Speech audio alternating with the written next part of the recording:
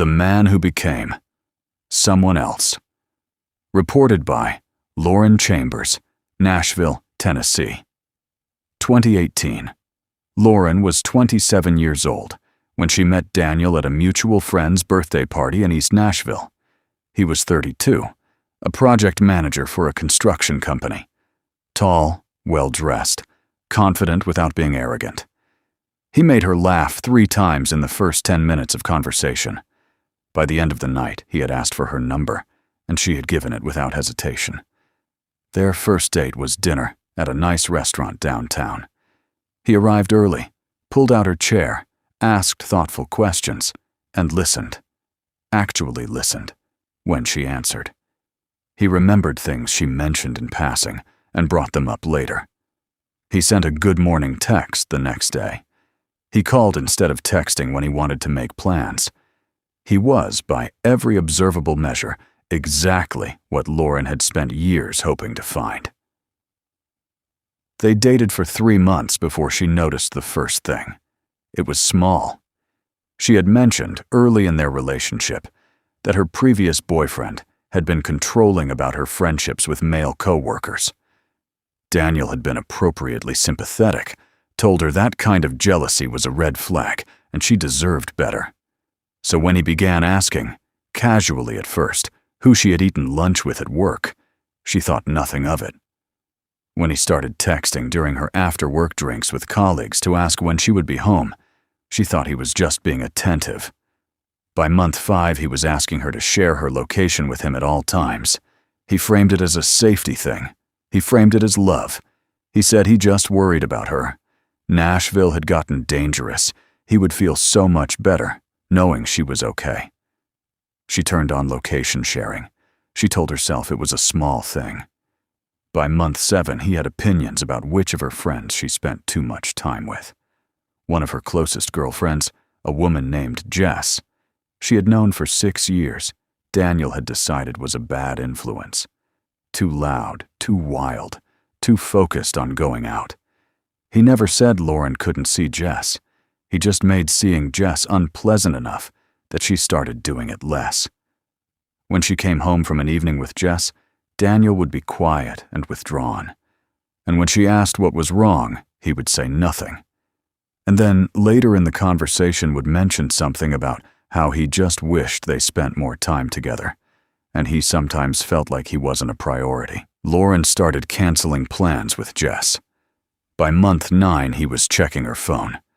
Not openly, she discovered it by accident, noticing that messages had been read that she hadn't opened yet. When she confronted him, he told her she was imagining it. Then he told her he had looked, because he had a feeling something was going on. Then he told her that if she had nothing to hide, she wouldn't be making such a big deal of it. She stayed. She told herself she loved him. She told herself every relationship had rough patches. She had already pulled back from several friendships, and it felt like too much had been invested to walk away. By month 11, she had stopped telling her family things about her life, because the conversations would later be referenced by Daniel in ways that made her realize he had gone through her messages to them. She had stopped posting on social media because he didn't like it. She had left her job's annual holiday party early because he had texted 37 times in 2 hours, asking where she was and why she wasn't responding faster. The breaking point came in month 13. She had made plans to visit her mother in Knoxville for a weekend, something she had always done several times a year. Daniel told her he would come with her. She said she wanted to go alone, just some time with her mom. She needed it. He said that was fine. He was quiet all week. The night before she was supposed to leave, he sat down and told her very calmly that he needed to tell her something. He said he had been struggling with depression for the past few months, and that her going away for the weekend, when he was in this place, felt like abandonment. He said he wasn't telling her she couldn't go. He was just being honest about how he felt. She stayed. She called her mother and said something had come up. 2 days later, her mother called back and asked if everything was okay. Something in the way Lauren had sounded on the phone had worried her. And Lauren sitting in the bathroom with the door locked because Daniel had started waiting outside. Whatever room she was in, started crying and couldn't stop. Her mother drove to Nashville that evening. Lauren left with one bag, while Daniel was at the gym. She had texted her mother the exact window of time she had. She walked out the front door and got into her mother's car, and they drove to Knoxville, and she did not go back. Daniel texted and called for 3 weeks. The messages started as confusion, then sadness, then anger. In the last messages before she blocked him, he told her she was broken, that she would never find someone who loved her the way he did, that she would regret this for the rest of her life. Lauren has been in therapy for 2 years since leaving. Her therapist gave the pattern a name: coercive control. Lauren had never heard the term before. When her therapist described it to her, she said it felt like someone describing a movie she had lived in without knowing the genre. She now runs a small Instagram account where she shares her story. She has received over 400 messages from women describing the same pattern with different names and different cities. She says the most important thing she has learned is also the most frightening. Not a single moment felt like a red flag in the moment it was happening. Every single step felt like love. The House He Kept Her, reported by Maria Delgado, San Antonio, Texas, 2020. Maria was 24 when she moved in with Kevin. She was 29 when she finally left. In those 5 years, she went from a woman with a career, a social life, a sense of humor, and a deep and specific idea of who she was to someone who asked permission to go to the grocery store. Kevin was 35 when they met. He was charming in a way that felt like being chosen, like out of all the people in the room, he had decided she was the most interesting and the most worthy of his attention. He had money, a nice house in a quiet neighborhood outside San Antonio, and opinions about everything delivered with a confidence that she initially found attractive and later understood as something else entirely. They moved in together after 4 months. Kevin suggested it. He painted it as a natural next step. They were always at each other's places anyway. It would save money. They could finally stop living out of overnight bags. Maria had a lease she had to break, and a roommate she had to disappoint. Kevin offered to cover the fees. It seemed generous. It seemed like love. Within weeks of moving in, she noticed that Kevin had opinions about how she kept things, where she left her shoes, how she loaded the dishwasher, what she cooked, and how she cooked it. None of it was stated as a rule. It was always stated as a preference, a polite request, an observation that perhaps this way was more efficient. But when she didn't comply, the atmosphere in the house changed in a specific and suffocating way. A coldness, a silence, a pointed disappointment that lasted for hours or days until she apologized. She learned to keep the house exactly the way he wanted it. She told herself she was just being considerate. Within the first year, she had quit her job. Kevin had never directly asked her to. He had simply made working difficult in the way that a steady drip of water eventually shapes stone. Her job required occasional evening hours, and Kevin had feelings about evenings apart. Her job required travel twice a year for a conference, and Kevin had expressed deep hurt at the idea of her being away. Her co-workers, several of whom were men, made Kevin uncomfortable, and he never let her forget it. When her contract came up for renewal, she told her employer she was moving on. Kevin told her she didn't need to work. He made more than enough. He said he wanted to take care of her. He said it like it was a gift. Within 2 years, she had no income, no savings of her own, no car in her name. Kevin had decided it made more sense financially to have one car shared between them and no credit card that wasn't linked to an account Kevin could see. If she needed money, she asked Kevin. Kevin always said yes, but always knew what the money had been spent on. She told herself this was normal. She told herself This was just how married people managed finances, even though they were not married. By year 3, she had lost touch with almost everyone from her previous life.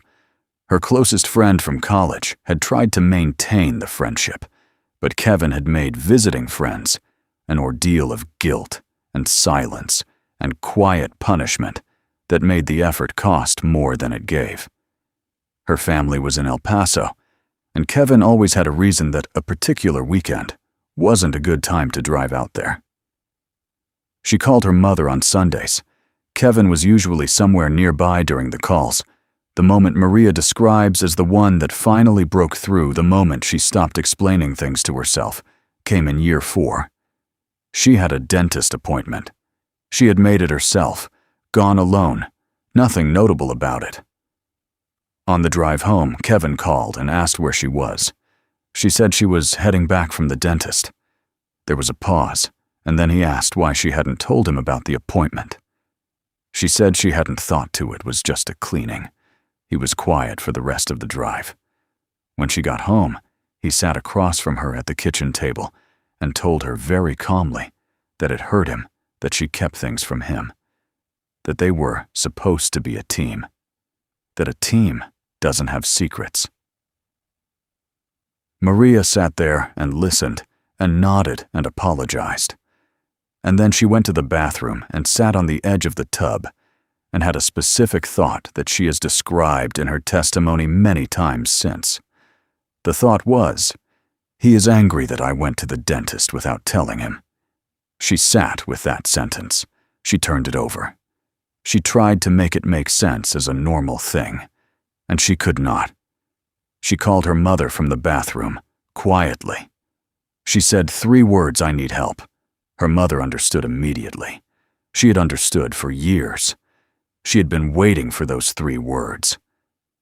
Getting out took 8 more months. Maria had no money, no car, no job history for 5 years, and no lease in her name. She worked with a local domestic violence organization.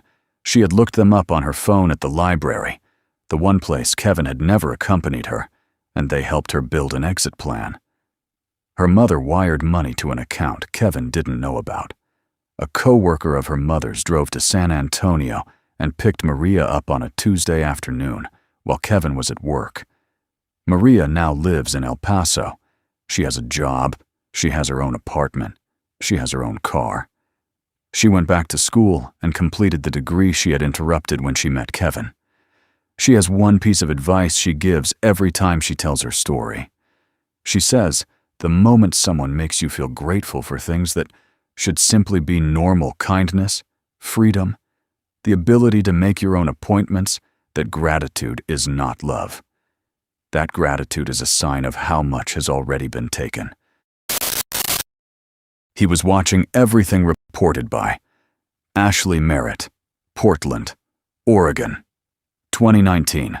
Ashley was a 30-year-old graphic designer when she started dating Marcus. He was 34, a software developer, quiet and intelligent, with a dry sense of humor she loved, and a calm, steady energy that felt like a relief after years of more chaotic relationships. They dated for 7 months before she moved in with him. His apartment was nicer than hers. The commute to her studio was better from his neighborhood. It made practical sense, and she was in love, and he had asked, and she had said yes without needing time to think. The first sign came about 2 months after she moved in. She was telling a story to a friend on the phone, something small, a frustrating interaction with a client, and Marcus, when she got off the call, referenced something she had said in the conversation. Specifically, she assumed he had overheard her from the next room. She thought nothing of it. It happened again 3 weeks later. She was texting her sister privately sitting in the bedroom, with the door half closed, and that evening, Marcus made a comment that only made sense if he had read the texts. When she looked at him, he was looking at his laptop and didn't react. She told herself she was misremembering what she had texted, the 3rd time she was certain. She had a conversation with her best friend Maya about Marcus. An honest conversation. the kind you have with a best friend, saying that things had been tense lately, and she was trying to figure out what she wanted. 2 days later, Marcus brought up specific phrases from that conversation, as if they had been said to him directly. He did not frame it that way. He wove the references in subtly, as if making his own observations. But the specific language was there, and Ashley felt the floor shift under her. She said nothing. She was scared of what it meant if she was right. She started testing it. She had a conversation on her phone, in a room she was sure he wasn't near, about something completely invented. A fake plan she was supposedly making. She mentioned a specific restaurant and a specific time. She waited. That evening, Marcus casually mentioned that restaurant. She asked how he knew it. He said he had driven past it. Maya had a brother who worked in cybersecurity. He agreed to look at her devices. The brother found it within 40 minutes. A monitoring application installed on her phone and a keylogger on her laptop. Both had been installed within the first 2 weeks of her moving in. Everything she had done on those devices for 8 months, every message, every call, every search, every password, every private thought typed out to a friend, had been transmitted to Marcus in real time. She never went back to the apartment. She gathered what she needed while Marcus was at work. The cybersecurity brother and 2 friends went with her, and she was out in under an hour. Marcus sent messages afterward that were calm and rational and treated the whole situation as a misunderstanding. He never acknowledged the software directly. He talked about their relationship as if it had simply run its course. She did not respond to any of it. The case was eventually closed without charges. The detective told her the legal standards for this type of offense were difficult to meet, and the evidence, while clear, presented challenges in prosecution. Ashley now advocates publicly for stronger digital privacy laws in intimate partner situations. She says the experience permanently changed how she thinks about her devices and permanently changed what she understands privacy to mean inside a relationship. She says the most disturbing thing, more disturbing than anything she found out he had read or heard, was realizing that the version of her relationship she had believed in had never actually existed. From almost the very beginning, she had been observed. Every private thought she had shared with anyone, every doubt she had expressed, every moment of vulnerability, all of it had been watched. She says it felt less like a breakup and more like waking up from a dream that had been constructed around her without her knowledge.